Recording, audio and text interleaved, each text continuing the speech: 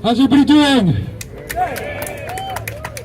So good afternoon everyone. My name is Rabbi Adir Glick, rabbi in River Forest Oak Park. It's about an hour away from here. I came here for a whole bunch of our congregants, because this is so important for us to be here today. Oak Park too, wonderful. Well, I'm really so moved to be here with all of you today, both as a rabbi and as someone who cares so deeply about Israel and who thinks that Israel and the modern Israeli story is at the very core of our Jewish identity.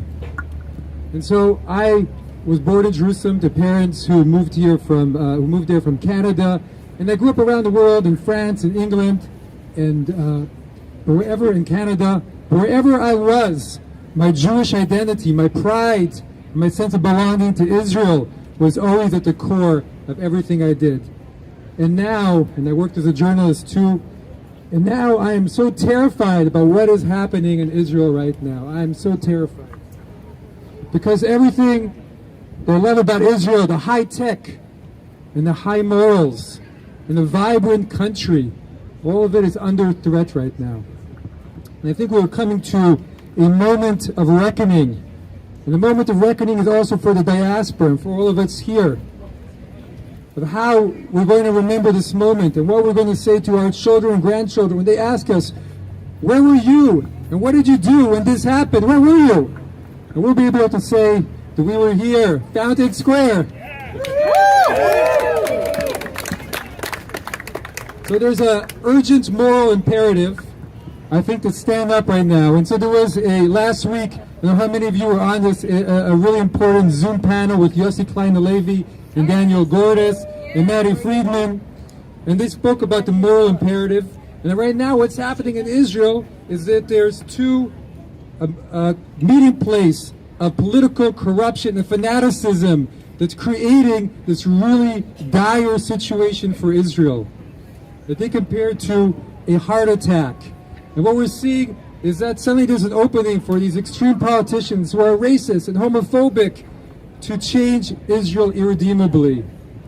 And so we all have to stand up and do our part. We have to make our voices heard to make sure, again, as Yossi Halevi said, my friend and mentor, that Israel does not become what all of our enemies say that our state is. So we're going to let that happen? No! And so I wouldn't be able to forgive myself if as a Jew, as a rabbi, as an Israeli citizen, I didn't make my voice be heard about this issue. And so even here in the diaspora, what we can do is come regularly to protest. We can support the protest movement in Israel emotionally and financially. We can let everybody know how the diaspora feels about this moment. Because if Israel is also looking for our support in other moments, then we also at least should deserve a place at the table so that they hear how we feel about what's happening right now. We believe in the Israel of the Declaration of Independence with rights for all of its inhabitants. And so I am so proud of what's happening right here and in Israel, all the protest movements. We're having protests that are righteous, that are moral, and that are peaceful.